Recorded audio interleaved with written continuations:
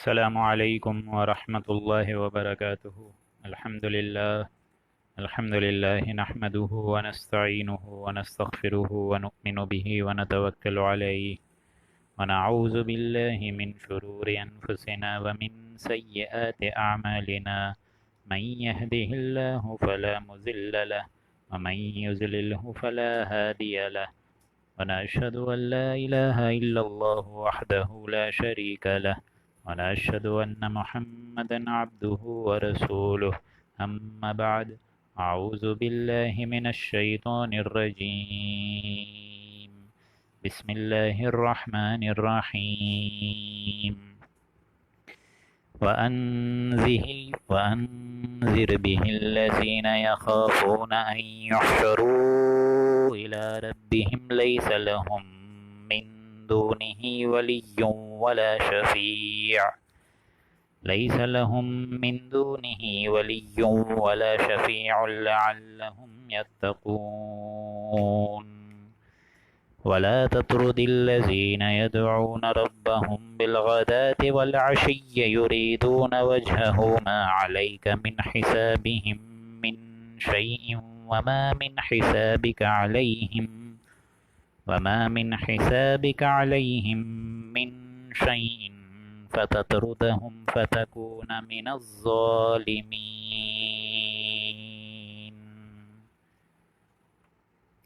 رب اشرح لي صدري ويسر لي أمري واحلل عقدة من لساني يفقهوا قولي۔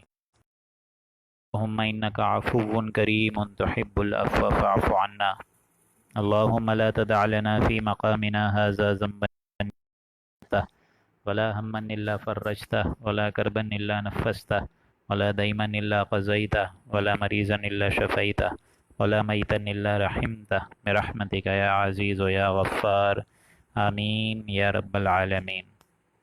سامعین محترم، آج جس رکوع مبارک کی ہم تشریح اور تفسیر کرنے جا رہے ہیں وہ اجتماعی دو رکوع ہیں، 7واں اور 8واں۔ کوشش انشاءاللہ پوری رہے گی کہ 11 سے پہلے ہی یہ دو رکوع مکمل ہو جائیں۔ چنانچہ اب ہم لوگوں کو جو اپنی رفتار ہے وہ بھی تھوڑی تیز کرنی پڑے گی، کیونکہ اگر ہمارا مقصد اور موٹیو اگلے رمضان سے پہلے ختم کرنا ہے، قرآن مجید مکمل کرنا ہے، تو تھوڑی اب رفتار ہمیں بڑھانی ہوگی اپنی۔ سورہ انعام جیسا کہ میں آپ لوگ کو ذکر کر چکا ہوں، التذکیر بآلاء اللہ، اللہ تعالیٰ کی رحمت، اللہ تعالیٰ کی نعمت، اللہ تعالیٰ کا فضل، اللہ تعالیٰ کی قدرت اور اس کے عظیم الشان کرشموں پر مبنی یہ سورہ انعام، جس کا آج ہم لوگ 7واں اور 8واں رکوع پڑھنے جا رہے ہیں۔ اور اگلی جو صورت ہوگی سورہ اعراف، وہ بھی مکی صورت ہے، اور اس میں التذکیر بایام اللہ، اللہ تعالیٰ کے وہ بڑے بڑے دن جس نے اس نے بڑی بڑی قوموں کو نسیہ منسیہ کر دیا اور فلسفہ زمین سے اور صفحہ زمین سے ہٹا کے رکھ دیا۔ تو اب ہم لوگ بسم اللہ کرنے جا رہے ہیں اس سورہ انعام کے 7ویں رکوع سے، اور آغاز میں ہی حضور اکرم صلی اللہ علیہ وآلہ وسلم کو ایک ہدایت دی جا رہی ہے کہ یہ جو مشرکین عرب اور مشرکین مکہ آپ سے لگاتار نشانیاں مانگ رہے ہیں کہ یہ لے آئیے، وہ لے آئیے، یہ معجزہ لے آئیے، آسمان پر سیڑھی چڑھ کر آپ دکھائیے تب ہم آپ کو مانیں گے اللہ کا رسول۔ آپ کہتے ہیں آپ کے اوپر قرآن مجید نازل ہوا ہے تو ہمیں بھی لکھا ہوا قرآن مجید دکھائیے، آسمان سے کوئی ایسی کتاب نازل ہوتی بھی دکھائیے۔ آپ کہتے ہیں جبریل آتے ہیں آپ کے پاس اور وہی پڑھ کر سناتے ہیں، ہمیں بھی ان کو دکھائیے۔ یہ ایسے وہ حسی معجزات تھے جو کہ خلاف فطرت تھے، جو ان کا تقاضا بن گئی تھی۔ اب یہاں حضور اکرم صلی اللہ علیہ وآلہ وسلم سے اللہ تعالیٰ کی طرف سے یہ بات بیان کی جا رہی ہے کہ اصل شے ہے یہ قرآن مجید، سب سے عظیم الشان معجزہ یہ قرآن ہے۔ جس کو ہدایت طلب کرنی ہوگی اور جو ہدایت کے راستے پہ آنا چاہے گا وہ قرآن مجید پڑھے، وہ آٹومیٹک اپنے آپ کو سیدھے راستے پہ لے آئے گا، اور جو اس قرآن مجید سے ہی راستہ دوری کی طرف اختیار کرے گا وہ اسی میں بھٹکتا رہے گا۔ اس لیے دیکھیں آیت نمبر 51 سے ہی سٹارٹ ہو رہا ہے 6واں رکوع، اور 6 رکوع کے بعد 7واں رکوع۔ آج ہم لوگ 6 اور 7 رکوع کریں گے، 6 اور 7واں رکوع۔ چھوٹے رکوع ہیں یہ، میں نے ابتدا میں آپ لوگوں کو 7واں 8واں بتا دیا تھا، 7واں 8واں نہیں، ہم لوگ 6 اور 7واں کر رہے ہیں۔ اعوذ باللہ من الشیطان الرجیم، بسم اللہ الرحمن الرحیم۔ وَأَنذِرْ بِهِ الَّذِينَ يَخَافُونَ أَن يُحْشَرُوا إِلَىٰ رَبِّهِمْ، یہاں لفظ بھی آپ لوگ ذرا نوٹ کریے گا، اور یہی بھی میں نے آپ لوگوں کو کیا بتایا تھا کس کے لیے آتا ہے؟ قرآن مجید کے لیے۔ اور ایسے لوگوں کو ڈرائیے بہل لذین، اس قرآن مجید کے ذریعے سے، جس طرح اس سے پہلے بھی آ چکا ہے۔ رسول اکرم صلی اللہ علیہ وآلہ وسلم کو بھیجنے کا اصل مقصد کیا ہے؟ آیت نمبر 48 میں وَمَا نُرْسِلُ الْمُرْسَلِينَ إِلَّا مُبَشِّرِينَ وَمُنذِرِينَ، اور ہم نے نہیں بھیجا پیغمبروں کو مگر بشارت دینے والا بنا کر اور ڈر سنانے والا بنا کر، یعنی اہل حق کے جو لوگ ہیں جو کہ سیدھے راستے پر چلنا چاہیں ان کو جنت کی بشارت اور خوشخبری، اور جو اہل باطل ہیں جو کہ مجرموں کا راستہ اپنانا چاہیں ان کے لیے جہنم کے دروازوں کا مطلب بیڈ نیوز سنانے والا، ومنذرین ڈرانے والا۔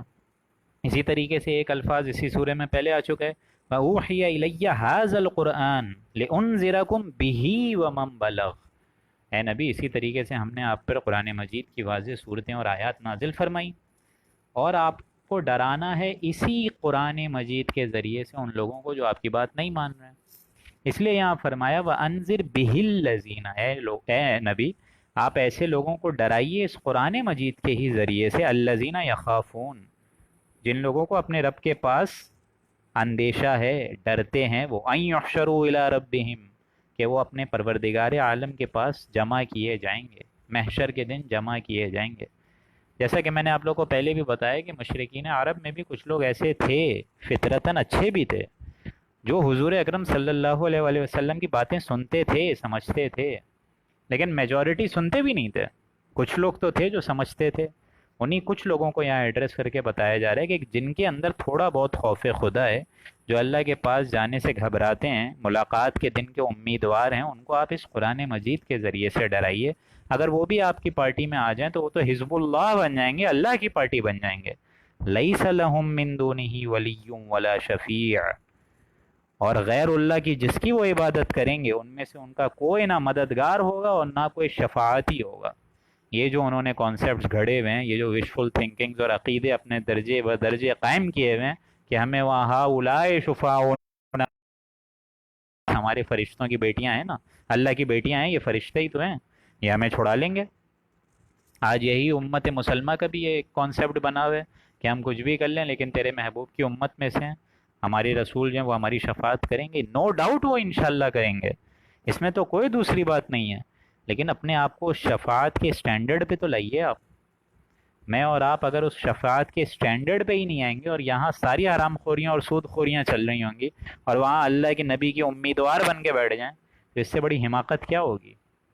لیس لہم من دونہ ولی ولا شفیع، جتنے غیر اللہ ہیں نہ ان کا کوئی مددگار ہوگا اور نہ ان کا کوئی شفاعتی ہوگا، کوئی بھی نہیں ہوگا۔ لعلہم یتقون، تو آپ لہم یتقون، تاکہ وہ ڈر جائیں، خوف خدا میں آ جائیں، اللہ کے آگے ملاقات کا اندازہ ان کو ہو جائے کہ وہ کس ذات باری تعالیٰ کی نافرمانی اور ناہنجاری کر رہے ہیں اور فسق و فجور کی زندگی گزار رہے ہیں۔ لعلہم یتقون، تاکہ یا شاید وہ لوگ ڈر جائیں۔ وَلَا تَطْرُدِ الَّذِينَ يَدْعُونَ رَبَّهُمْ، اب دیکھیں یہ سارا معاملہ یہاں پہ اب ایک نیا رخ لے رہا ہے۔ یہاں پہ یہ ہر رسول کے پیغمبر، اور جس طرح حضرت نوح علیہ السلام کے ساتھ بھی ہوا تھا یہ معاملہ، ویسے ہی جناب محمد الرسول اللہ کے ساتھ ہوا اور کافی شدید مخالفت کے انداز میں ہوا۔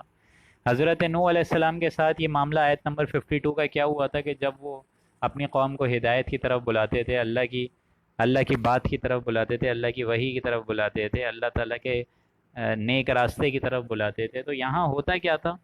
یہاں ہوتا یہ تھا کہ جتنے ان کے قوم کے بڑے بڑے سرداران تھے، بڑے بڑے لیڈرز تھے، جن کی اپنی چودراہٹیں ہیں، جن کی اپنی مسندیں ہیں، جن کی اپنی عیش و عشرت ہے، جن کے اہل و عیال میں بھی ترقی ہے، اور ان کو اللہ تعالیٰ نے دولت سے بھی نوازا ہوا ہے، وجاہت سے بھی نوازا ہوا ہے، ساری قسم کی عیش و آسائش ہے ان کو، لیکن ہوتا کیا تھا کہ جب نوح علیہ السلام سب کو ہی ایڈریس کرتے تھے اللہ تعالیٰ کی نیک راستے کی طرف، تو ہوتا یہ تھا کہ اس نیک راستے پہ غریب لوگ بھی آنے کی کوشش کرتے تھے، امیر لوگ بھی آنے کی کوشش کرتے تھے۔ اب ظاہر بات ہے جو پھٹے پرانے کپڑے پہنا ہوئے، اب جب وہ حضرت نوح علیہ السلام کی محفل میں بات سن رہے، اللہ تعالیٰ کی اہم ہدایات سن رہے جو حضرت نوح علیہ السلام بتا رہے ہیں، تو یہاں لیڈرز کا خون کھولتا تھا، ان بڑے بڑے سرداران کا خون کھولتا تھا کہ ہم زیادہ دولت مند ہیں، ہم زیادہ وجاہت ہیں، ہماری زیادہ حیثیت ہے۔ ہم جب بھی آتے ہیں نوح علیہ السلام کے پاس، یہ بیٹھے ہوئے ہوتے ہیں غریبوں کے ساتھ، مساکین کے ساتھ، فقیروں کے ساتھ، یتیموں کے ساتھ، بے سہارا مسلمانوں کے ساتھ۔ ہم لوگ زیادہ حقدار ہیں، آپ ہم سے بات کریں، ہم آپ کی بات سنیں گے بھی۔ یہی معاملہ، یہی طرز عمل مشرکین عرب نے بھی اپنا لیا کہ ہم جب بھی جناب رسول اللہ کی محفل میں آتے ہیں، کوئی غریب بیٹھا ہوتا ہے، کوئی یتیم بیٹھا ہوتا ہے، کوئی مفلس بیٹھا ہوتا ہے، کوئی قلاش بیٹھا ہوتا ہے، کسی کے پھٹے پرانے کپڑے ہوتے ہیں، ہم زیادہ حقدار ہیں، ہماری کوئی حیثیت ہے، ہم لیڈرز ہیں، بھلا ہماری بھی تو کوئی اوقات اور حیثیت اور وجاہت ہے۔ تو اے نبی، آپ کو اللہ تعالیٰ یہاں آیت نمبر 52 میں حضور اکرم صلی اللہ علیہ وآلہ وسلم کو ایسے لوگوں کی بات نہیں ماننے کی توفیق، مطلب ایک حکمت بیان فرما رہے، اور یہ بتا رہے کہ اے نبی، اگر آپ کے پاس ایسے فقیر اور ایسے بے سہارا مسلمان جو بڑے اخلاص سے آپ کی محفل میں آ کر شمار ہوتے ہیں، تو ان کو آپ دھتکاریے نہیں بڑے لوگوں کی باتوں میں آ کر، ان کو آپ دوسری راہوں کی طرف نہیں بھیجیں، بلکہ آپ یہ دیکھیں کہ حق کیا ہے، اور حق کے لیے غریبی بھی وہی ہے، امیری بھی وہی ہے۔ اب غریب کا حق کیا دوسرا ہو جائے گا؟ غریب کے لیے کیا قرآن مجید کیا معاذ اللہ دوسری بات پیش کرے گا؟ نہیں، امیر کے لیے بھی وہی ہے، غریب کے لیے بھی وہی ہے، وہ مساکین کے لیے بھی وہی ہے، فقیر کے لیے بھی وہی ہے۔ اس لیے یہاں یہ بات بتائی جا رہی ہے وَلَا تَطْرُدِ الَّذِينَ، اور ان لوگوں کو اے نبی آپ نہ نکالیے، اپنی محفلوں سے نہ ہٹائیے، يَدْعُونَ رَبَّهُمْ بِالْغَدَاةِ وَالْعَشِيِّ، جو کہ صبح اور شام اپنے پروردگار کی عبادت میں لگے رہتے ہیں۔ تبتغی مرضات، یہ آگے جا کے آپ لوگ الفاظ پڑھیں گے کہ اللہ تعالیٰ کی رضا جوئی ان کا مقصود بن جاتی ہے۔ لا محبوب الا اللہ، لا مطلوب الا اللہ، لا مقصود الا اللہ، کہ ان کی تمام محبتیں اللہ کی محبتوں کے نچلے حصے میں آ جاتی ہیں، اور اللہ کی محبت سب سے آگے بڑھ جاتی ہے۔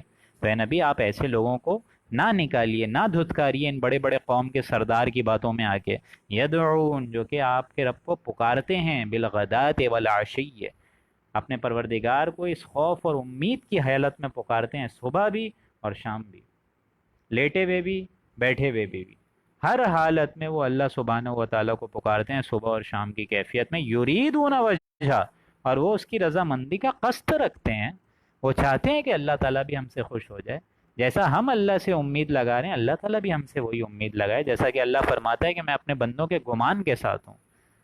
تو اے نبی، آپ ان لوگوں کو دھتکاریے مت جو بڑے اخلاص سے رات دن اپنے رب کو پکارتے ہیں، یعنی اس کی عبادت کرتے ہیں۔ آپ مشرکین کے اس طانے یا مطالبے سے کہ اے محمد تمہارے ارد گرد تو غربا اور فقراء کا ہی ہجوم رہتا ہے، تو ذرا انہیں ہٹا دو، ہم بھی تمہاری بات سنیں، نہیں، آپ نے ایسا نہیں کرنا ہے، ان غربا کو اپنے سے دور نہ کرنا، بالخصوص جب کہ آپ کا کوئی حساب ان کے متعلق ہے ہی نہیں۔ کوئی بھی غریب آ رہا ہے، وہ آپ کی وجہ سے تو آ ہی رہا ہے، لیکن آپ سے کوئی معاذ اللہ معاوضہ تو نہیں لیا اس نے، وہ آ رہے حق کی بات سننے کے لیے۔ تو یہ بات ہے کہ حق جو ہے وہ امیر کے لیے بھی برابر ہے، غریب کے لیے بھی برابر ہے۔ یریدون وجہ، ایسے لوگ تو اللہ کی رضامندی کا قصد رکھتے ہیں۔ ما علیک من حسابہم من شیء، ان کا حساب ذرہ بھر بھی آپ کے متعلق نہیں ہے۔ وما من حسابک علیہم من شیء، اور آپ کا حساب ذرہ بھر بھی ان کے متعلق نہیں ہے، یعنی نہ آپ کو ان کے سوالات کی جواب دہی کرنی ہے، نہ ان کو آپ کے سوالات کی جواب دہی کرنی ہے، ہر ایک کو قیامت میں اپنی جواب دہی کرنی ہوگی۔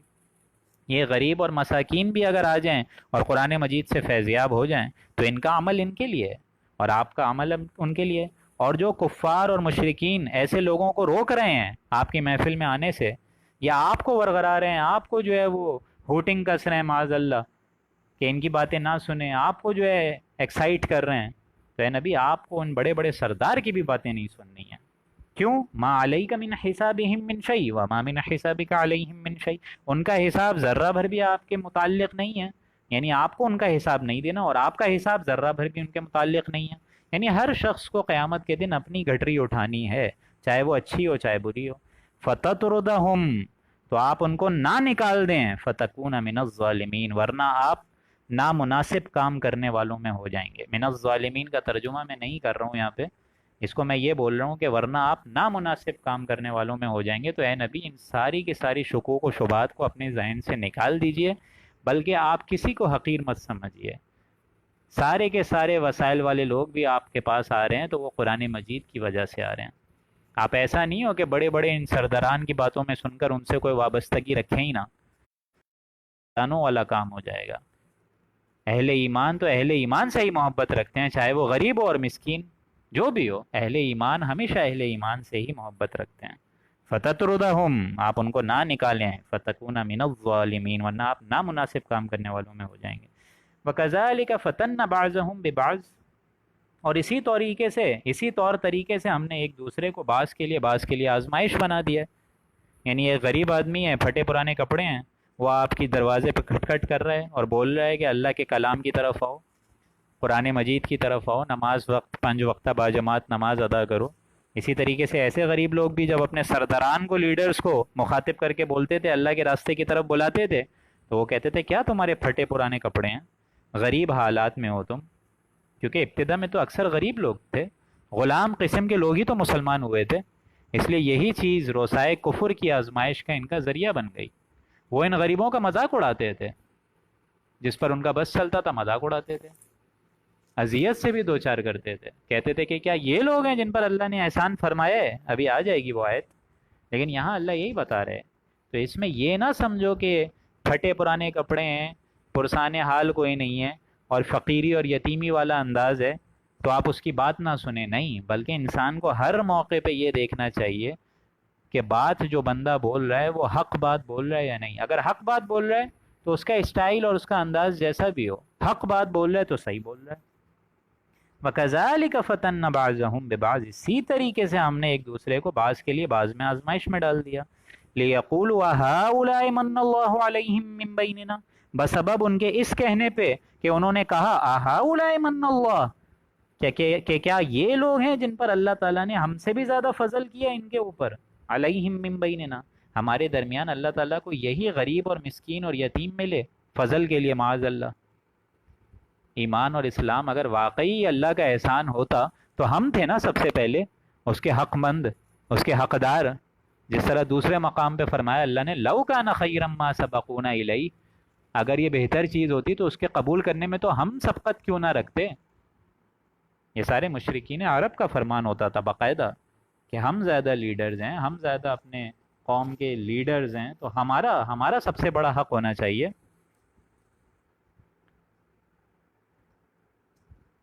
لہٰذا وہ یہ حرکت کرتے تھے، لِيَقُولُوا هَٰؤُلَاءِ مَنَّ اللَّهُ عَلَيْهِم مِّن بَيْنِنَا، تاکہ یہ لوگ یہ کہیں کہ یہ لوگ ہیں ہم سے سب سے زیادہ اللہ تعالیٰ کا فضل تلاش کرنے والے، اور اللہ تعالیٰ کا فضل کیا ان کے اوپر ہوا ہے۔ أَلَيْسَ اللَّهُ بِأَعْلَمَ بِالشَّاكِرِينَ، کیا یہ بات نہیں ہے کہ اللہ تعالیٰ حق شناسوں کو خوب جانتا ہے؟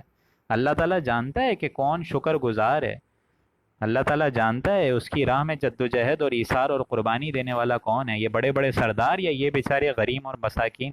جس طرح حضور بھی کہتے تھے کہ جنت میں کثیر تعداد غربا کی ہوگی، مسکینوں کی ہوگی، یتیموں کی ہوگی۔ یہی معاملہ ہے، اور یہی معاملہ اڈاپٹ کیا سارے کے سارے ان لوگوں نے، مشرکین عرب نے۔ انہوں نے بھی یہی کہا تھا کہ ہم اللہ کے رسول کو اللہ کا رسول نہیں مانتے، یہ جناب محمد الرسول اللہ ہماری طرح انسان ہے۔ اللہ تعالیٰ کو اگر رسالت بھیجنی ہوتی تو کسی فرشتے پہ بھیجتا، یہ بھی بات یہ سارے کے سارے مخلوق نے، اللہ کی ان مخلوق نے، مشرکین عرب نے۔ لیکن اللہ کیا کہہ رہا ہے، الیس اللہ بأعلم بات نہیں ہے کہ اللہ تعالیٰ حق شناسوں اور شکر گزار کو جانتا ہے۔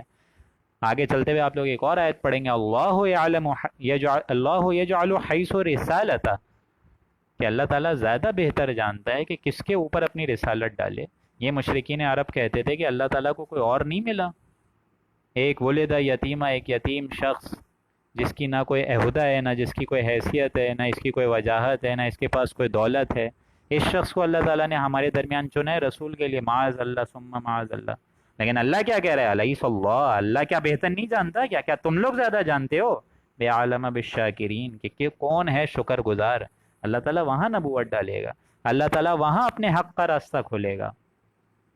وَإِذَا جَاءَكَ الَّذِينَ يُؤْمِنُونَ بِآيَاتِنَا، اور یہ لوگ جب آپ کے پاس آ جاتے ہیں جو کہ ہماری آیاتوں پر ایمان، آیاتنا یعنی یہ لوگ ہیں اب غریب ہیں، مسکین ہیں، جیسے بھی لوگ ہیں تو اللہ کے بندے، لیکن جب یہ لوگ آئیں تو آپ اے نبی ان کو دھتکاریے نہیں بلکہ ان کا ویلکم کریں، ان سے آپ بات بہت اچھے طریقے سے، اور جس طرح آپ باقیوں سے کرتے ہیں ان لوگوں سے بھی کریں۔ ان سردار کی باتوں میں اے نبی آپ مت آئیے، کیونکہ اللہ تعالیٰ تو دلوں کی کیفیت کو بھی دیکھتا ہے، اللہ اس اعتبار سے بھی وہ سب کچھ جانتا ہے کہ کون اس کے شکر گزار بندے ہیں اور کون حق شناس ہیں۔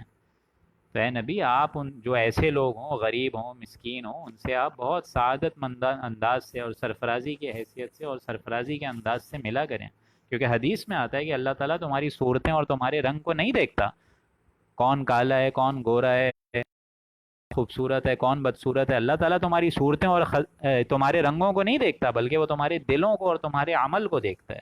تم عمل کیا کر کے لائے ہو، اللہ تعالیٰ وہ دیکھتا ہے۔ یہ صحیح مسلم کی حدیث تھی۔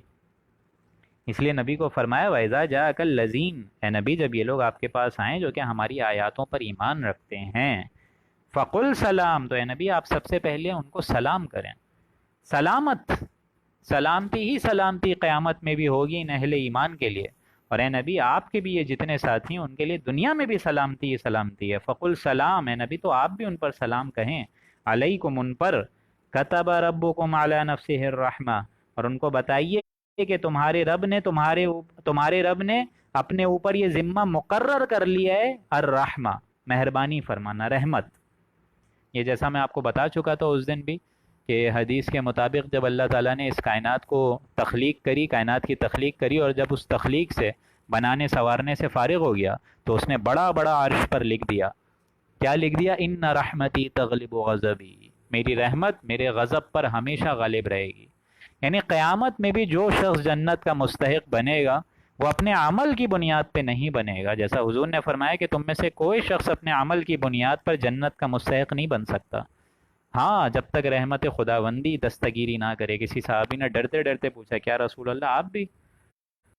فرمایا ہاں میں بھی، جب تک اللہ کی رحمت مجھے ڈھانپ نہ لے۔ تو میں اور آپ درس قرآن سن کے اور درس قرآن ایک آدھا گھنٹہ پورے دن میں دے کے اس بات کی امید تو چھوڑ ہی دیں کہ ہم اپنے عمل سے جا سکتے ہیں۔ اللہ تعالیٰ کی رحمت ہوگی تو اللہ لے کے جائے گا، اللہ تعالیٰ لے کے انشاءاللہ ضرور جائے گا، امید تو رکھیں۔ اللہ تعالیٰ ہم سب کو، جس طرح ہمارا یہ گروپ بنا ہوا ہے، اللہ تعالیٰ ہم لوگوں کو وہاں پہ بھی انشاءاللہ ساتھ ساتھ رکھے۔ اسی لیے اللہ نے فرمایا کتب ربکم، لازم کر لیا ہے تیرے رب نے، علی نفسہ الرحمہ، اپنے نفس کے اوپر رحمت، مہربانی کرنا۔ اور یہ رحمت تو تم لوگوں کو وہاں نظر آئے گی، دنیاوی رحمت کا مظہر تمہارے لیے کیا ہے؟ انہ من عمل منکم سوء، جو شخص کوئی برا کام، اس دنیا میں ایسے لوگ ہیں ظاہر بات ہے جو شخص برا کام کر بیٹھتے ہیں۔ اب اللہ نے نفس بھی تو رکھا ہے، کوئی اس نفس کے تقاضے بھی تو رکھا، جو دشمن ہے شیطان لعین اس کو بھی تو رکھا ہے۔ تو یہ سارے کے سارے ہرڈلز ہیں نا، دیکھنا تو یہ ہے کہ کس کس ہرڈلز کو، کن کن رستوں کو عبور کر کر تم ہمارے پاس آ سکتے ہو۔ انہی پتھروں سے ہو کر آ سکو تو آؤ، میرے گھر کے راستے میں کوئی کہکشاں نہیں ہے۔ جنت جو ہے وہ بڑی ناگوار چیزوں سے دنیا میں گھیر دی گئی ہے، اب ان چیزوں کو تم عبور کرو، اور ان چیزوں میں اگر تم سے کوئی کوتاہی ہو جائے، انہو من عمل منکم سوء، تم میں سے کوئی شخص اگر کوئی برا کام کر بیٹھے، بے جہالہ، جہالت میں، نادانی میں، غفلت میں، نفس کے تقاضوں کو کنٹرول نہ کرنے کی صورت میں، اور نفس کے غلبے میں، بے جہالہ، جہالت میں ایسا کوئی گناہ کا کام کر بیٹھے، تب بھی ٹینشن نہیں لینی ہے۔ ثم تاب من بعدہ، پھر اس کے بعد وہ توبہ کر لے۔ توبہ کا مطلب کیا میں نے بتایا تھا؟ پلٹ جانا۔ آپ اللہ کی نافرمانی سے واپس اللہ کی طرف فرما برداری کی حیثیت میں پلٹ گئے، اللہ تعالیٰ نے جو آپ سے رحمت ہٹائی ہوئی تھی، اللہ تعالیٰ بھی شان غفاری سے آپ کی طرف پلٹ جائے گا۔ تو یہ توبہ دو طرفہ جائے گا، بندہ گناہ گاری سے ہٹ کے اللہ کی طرف فرما برداری کا راستہ اختیار کرے گا، اور اللہ تعالیٰ نے جو نظر کرم اور شان غفاری پھیری ہوئی تھی، اللہ تعالیٰ اسی شان ستاری اور رحمت کے مظہر کو لے کر واپس آپ کی طرف متوجہ ہو جائے گا۔ اس کو کہتے ہیں واپس آ جانا۔ ہاں لیکن اس میں بندے کو پہل کرنی ہوگی۔ اللہ تعالیٰ کی شان اس سے بہت وراء الورا، ثم وراء الورا، ثم وراء الورا، کہ وہ بندے کی طرف پہلے ہی جھک جائے۔ ہاں اللہ تعالیٰ نے کوئی اپنے اوپر لازم نہیں کری ہے یہ چیز، اللہ تعالیٰ چاہے تو بالکل، لیکن اللہ تعالیٰ کا ایک قانون ہے، ایک قاعدہ ہے، بندہ خود پہلے توبہ کرے تو اللہ تعالیٰ تمام راستے اس کے لیے کھول دے گا۔ من بعد ہی، اس کے بعد، یعنی گناہ کرے اس کے بعد توبہ کرے، لیکن اس کے بعد یہ نہیں کہ توبہ کر لی تو اس گناہ کی طرف پھر چلے جائے، نہیں، وَأَصْلَحَ، اور پھر صلح کر لے، یا اللہ جتنے گناہ میں نے کیے آج میں توبہ کرتا ہوں، اور یا اللہ تیری شان غفاری کی امید کرتا ہوں کہ تو ہی میرا قدم روکے گا گناہ سے، تو ہی میرا قدم روکے گا زنا سے، تو ہی میرا قدم روکے گا چغلی سے، تو ہی میرا قدم روکے گا گناہ سے، معصیت سے، نافرمانی سے، غیبتوں سے، وراثت کے حق کھانے سے، یہ ساری چیزوں سے اللہ تعالیٰ تو ہی روکے گا۔ وَأَصْلَحَ، تو وہ اپنی اصلاح کر دیتا ہے، جس کو فرمایا ہے اللہ نے لا حول ولا قوت الا باللہ، کہ کوئی چیز نہیں ہے سوائے اللہ تعالیٰ کی قوت کے لیے۔ لا حول ولا قوت الا باللہ، سوائے اللہ تعالیٰ کی مدد کے کوئی چیز آسان نہیں ہو سکتی ہے۔ فَأَنَّهُ غفور الرحیم، تو ایسے لوگوں کے لیے اللہ تعالیٰ غفور الرحیم ہے، یعنی اللہ تعالیٰ ایسے لوگوں پر شفقت اور رحمت اور عنایت کے ساتھ واپس پلٹے گا، اور انسان بھی بطور انسان اس کو فیل ہوگا کہ اللہ تعالیٰ نے میرے اوپر شان غفاری اور رحمت اللہ تعالیٰ مجھ پر نچھاور فرما رہے۔ فَأَنَّهُ غفور الرحیم، تو اللہ تعالیٰ کی بھی یہ شان یہی ہے کہ وہ بڑی مغفرت کرنے والا اور بڑی رحمتیں کرنے والا ہے، یعنی انسان فیل کرے گا کہ میں جب گناہ سے ہٹاؤں تو اللہ تعالیٰ کی رحمت کے خزانے میرے اوپر مزید کھل گئے ہیں۔ وَكَذَلِكَ نُفَصِّلُ الْآيَاتِ وَلِتَسْتَبِينَ سَبِيلُ الْمُجْرِمِينَ، اور اسی طریقے سے ہم نے آیات کی تفصیل لوگوں کے لیے بیان فرما دی ہیں۔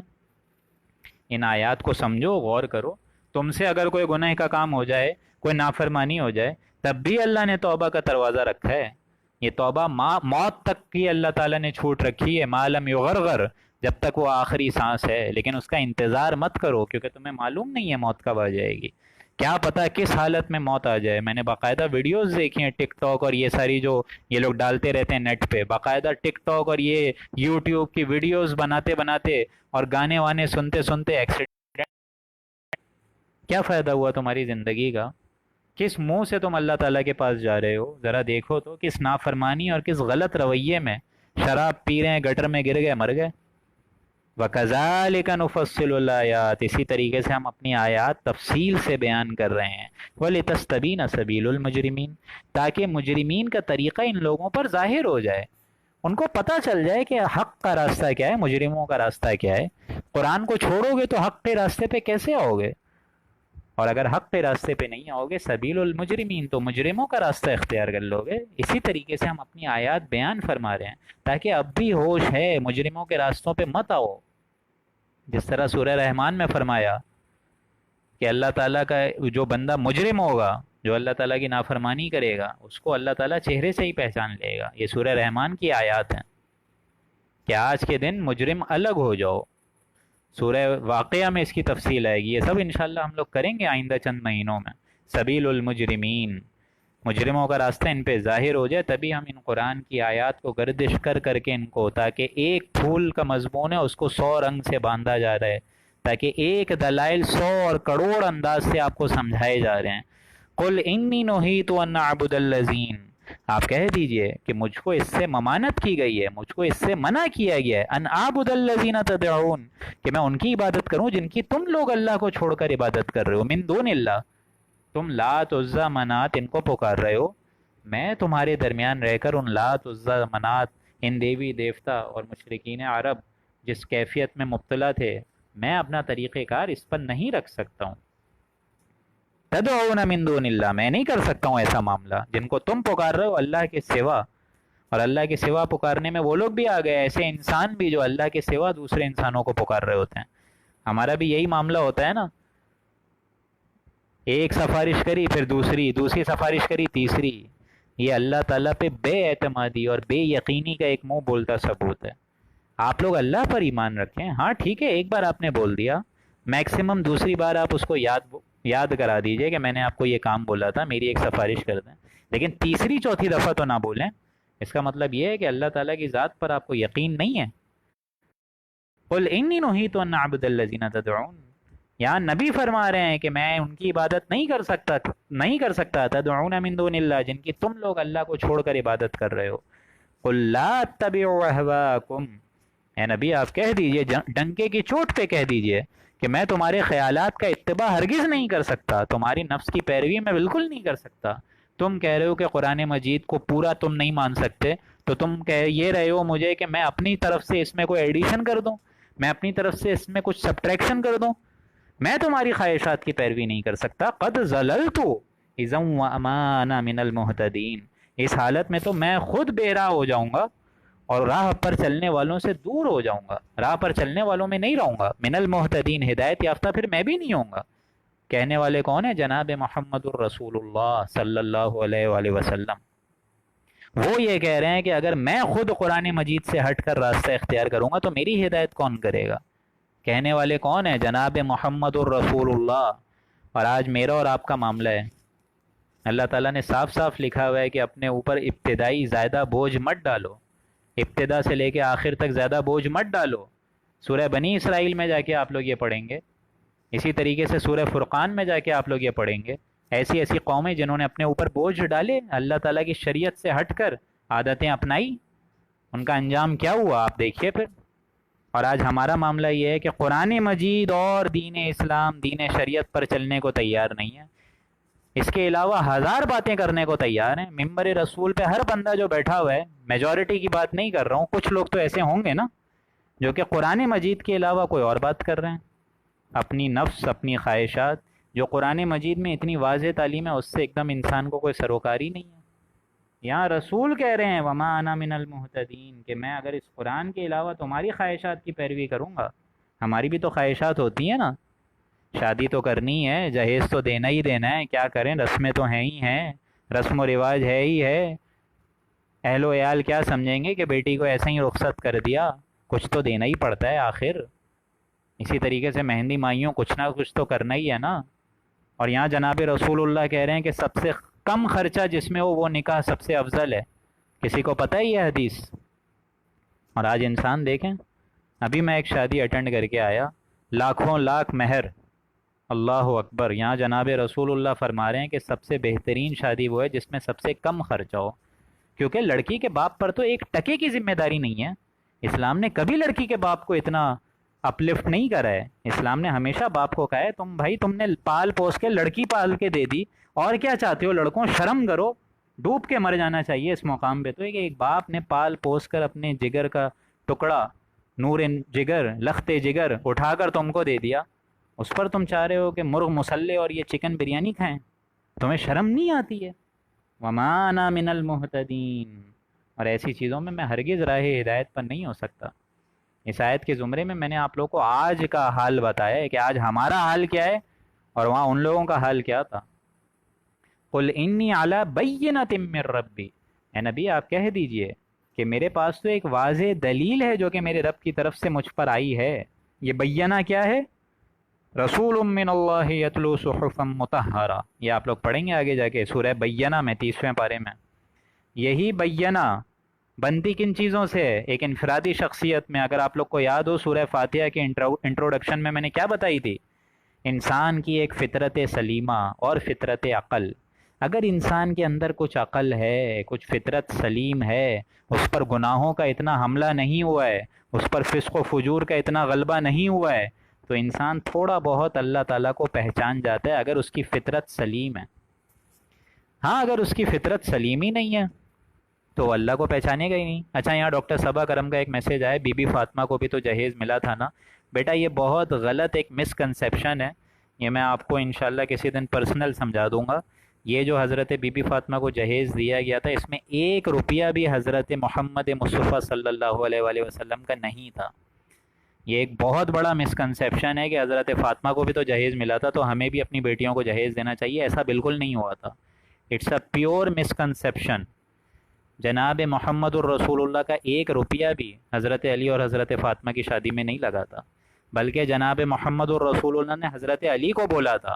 وہ فقرائے صحابہ میں سے تھے، انہوں نے کہا حضرت علی کو کہ حضرت علی آپ کے پاس کچھ مہر ہے دینے کا؟ مہر تو دینا ہوگا، نکاح تو ہو رہا ہے. تو حضرت علی نے کہا میرے پاس تو کچھ نہیں ہے. تو حضور نے یہ فرمایا کہ تمہارے پاس ایک زرہ ہوتی تھی. تو حضرت علی نے کہا ہاں زرہ تو ہے، لیکن وہ حضرت علی یہ سمجھے کہ زرہ تو جنگوں میں یوز ہوتی ہے. تو حضور نے یہ فرمایا کہ جاؤ اس زرہ کو بیچو یا کچھ کرو، پیسے تو لانے ہوں گے تاکہ گھر بسے اس بچی کا. حضرت علی گئے حضرت عثمان کے پاس اور حضرت عثمان نے بحیثیت تحفہ اس کو لے لیا اور ہدیے میں ان کو رقم دے دی. یہ نہیں کہا ان کو کہ چھوڑیے میں آپ کو پیسے دے دیتا ہوں، زرہ آپ اپنے پاس ہی رکھیے، ورنہ ان کی طبیعت پر وار ہوتا. بلکہ انہوں نے یہ فرمایا لائیے یہ دے دیجئے زرہ، جنگ کا ہتھیار مجھے دے دیجئے اور یہ آپ پیسے رکھ لیں. اور بعد میں شادی کے تحفے میں ان کو دے بھی دی واپس زرہ حضرت عثمان نے. یہی حضرت عثمان، حضرت علی، یہ سارے صحابہ ہیں بڑے بڑے جن کو آج مزے سے ان کی معاذ اللہ تہمتیں ہو رہی ہوتی ہیں. اللہ تعالیٰ ایسے انجام سے ہم کو بچائے. لیکن آپ یہ دیکھیے کہ حضور اکرم صلی اللہ علیہ وآلہ وسلم نے پھر 1 روپیہ بھی نہیں لگایا، بلکہ وہ زرہ کے پیسوں سے ہی کچھ مشکیزیں، کچھ میٹریس، یہ ساری اس زمانے کی جو چیزیں ہوتی تھیں، کھجور کی ایک تھال کا بستر، یہ ساری چیزیں ارینج کریں، ایک مشکیزہ، ایک آٹے کی چکی. یہ تھا وہ انداز، اور آج ہمارا اسٹائل یہ ہے کہ وہاں سے یہ سارے مسکنسیپشن ہیں، یہ سارے مسکنسیپشنز ہیں۔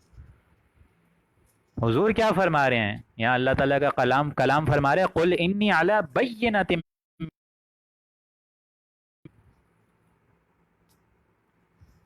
آپ کہہ دیجئے کہ میرے پاس تو ایک دلیل ہے میرے رب کی طرف سے، اور وہ دلیل میں آپ لوگوں کو بتا رہا تھا، سوال کی وجہ سے بات دوسری چلی گئی، لیکن یہ دلیل یہی ہے، قرآن مجید اور رسول اللہ صلی اللہ علیہ وآلہ وسلم یہ مل کے بینہ بناتے ہیں۔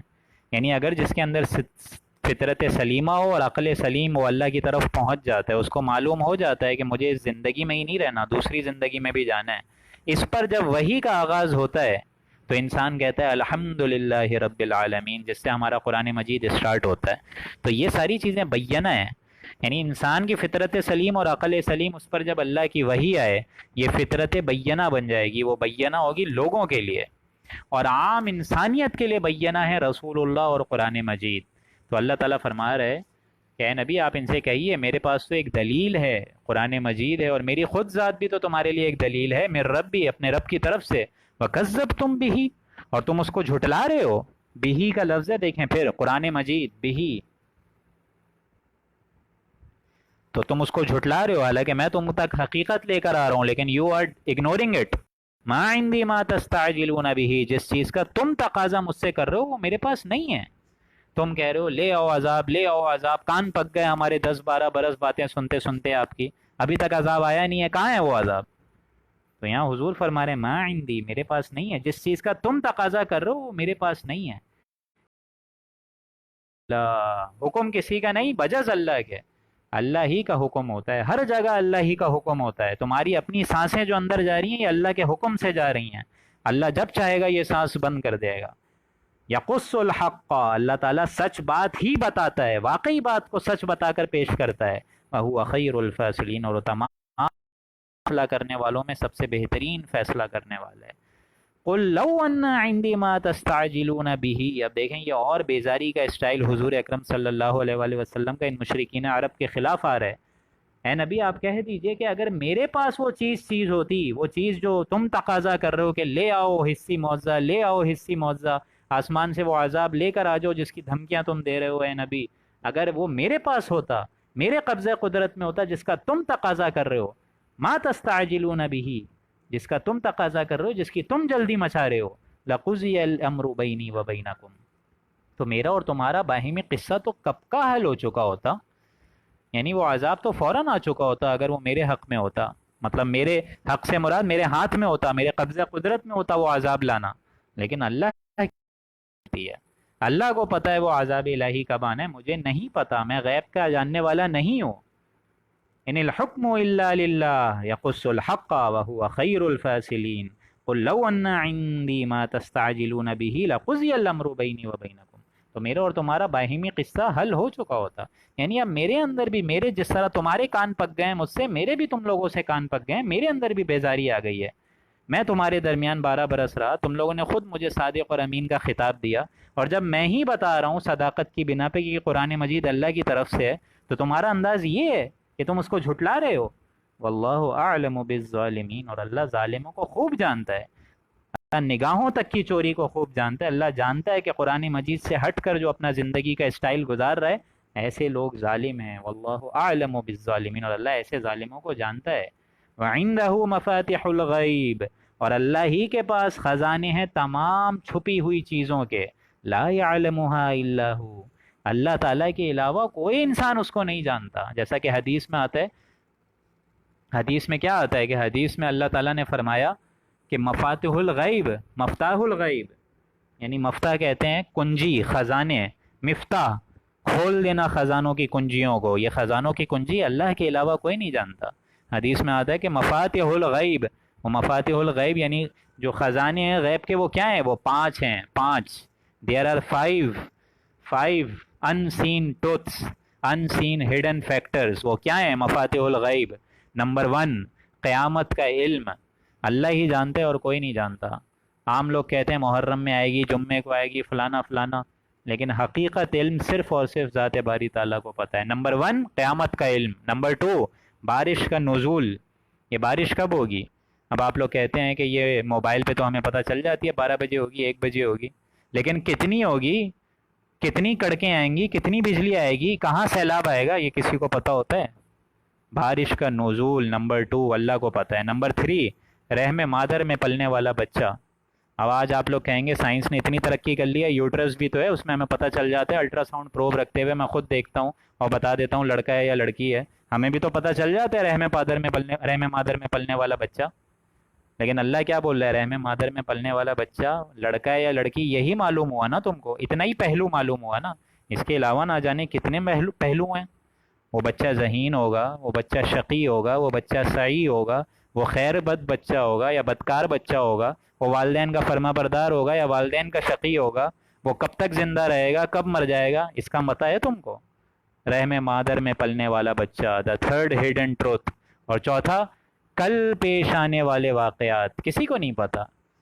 کل میں کب ہاسپٹل پہنچوں گا، کالج پہنچوں گا، بچوں کو پڑھاؤں گا، کسی کو نہیں پتا۔ کیا پتا میں ٹریفک میں پھنس جاؤں، ایگزیکٹ ٹائم تو نہیں پتا۔ کل آنے والے واقعات کسی انسان کو نہیں پتا سوائے اللہ کے۔ اور نمبر آخری، انسان کو موت کہاں آئے گی؟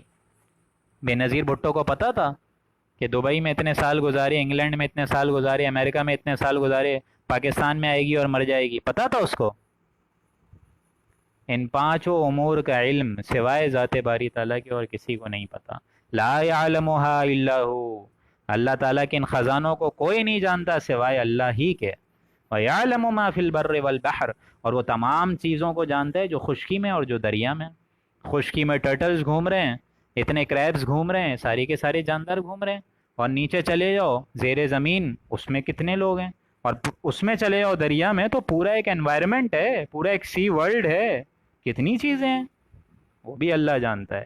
وَمَا تَسْقُطُ مِن وَرَقَةٍ، اور نہیں گرتا کوئی پتا مگر اللہ اس کو بھی جانتا ہے، إِلَّا يَعْلَمُهَا، اللہ اس کو بھی جانتا ہے۔ کتنے کروڑوں پتے ہیں، کتنے کروڑوں درخت ہیں، کتنے کروڑوں شجر ہیں، کہاں سے کوئی پتا گر رہا ہے کوئی انسان کو نہیں پتا۔ إِلَّا يَعْلَمُهَا، نہیں گرتا کوئی پتا مگر اللہ اس کو بھی جانتا ہے۔ وَلَا حَبَّةٍ فِي ظُلُمَاتِ الْأَرْضِ، اور کوئی دانہ زمین کی تاریکیوں کے حصوں میں بھی نہیں پڑتا۔ ولا رطبن، اور نہ کوئی تر اور خشک چیز گرتی ہے۔ ولا یابسن، نہ کوئی تر چیز گرتی ہے، نہ کوئی خشک چیز گرتی ہے، اور نہ زمین میں کوئی بیج کی حیثیت میں دانا جاتا ہے اندھیروں میں، تاریکیوں میں، لیکن اللہ اس کو بھی جانتا ہے۔ الا فی کتاب مبین، مگر یہ تمام چیزیں کتاب مبین میں درج ہیں۔ یہ کتاب مبین اللہ تعالیٰ کا ایک قدیم علم ہے، اللہ تعالیٰ کا ایک خوبصورت علم ہے، جس کو لوح محفوظ بھی آیا ہے قرآن مجید میں اس کی تعبیرات۔ بل ہوا قرآن مجید فی لوح محفوظ، یہ آپ لوگ آخری پارے میں پڑھیں گے، 30ویں پارے میں سورہ بروج میں، کہ یہ قرآن مجید جو ہم کو نظر آ رہا ہے یہ تو ایک فوٹو اسٹیٹ قول ہے، مصدقہ نقول ہے۔ اصل قرآن مجید کہاں ہے؟ لوح محفوظ میں سیو ہے، جو اللہ کے عرش پہ ہے۔ وہ قدیم علم جس کو ہم نہیں چھو سکتے، جس کو فرشتے چھوتے ہیں صرف۔ بل ہوا قرآن مجید فی لوح محفوظ، تو اللہ کا ایک قدیم علم ہے جس میں آنے واحد میں انسان کیا کرے گا، کل کیا کرے گا، آج کیا کرے گا، موت کب آئے گی، رحم مادر میں پلنے والا بچہ کس انداز میں پیدا ہوگا، کل کیا پیش آنے والا ہے، قیامت کب آئے گی، بارش کا نزول کب ہوگا، پتا کس طریقے سے گرتا ہے، دانا زمین کی تاریکیوں میں کیسے جا کے کب اگتا ہے، کوئی تر اور خشک چیز جو گرتی ہے، یہ ساری چیزیں اللہ تعالیٰ کے قدیم علم میں محفوظ ہیں۔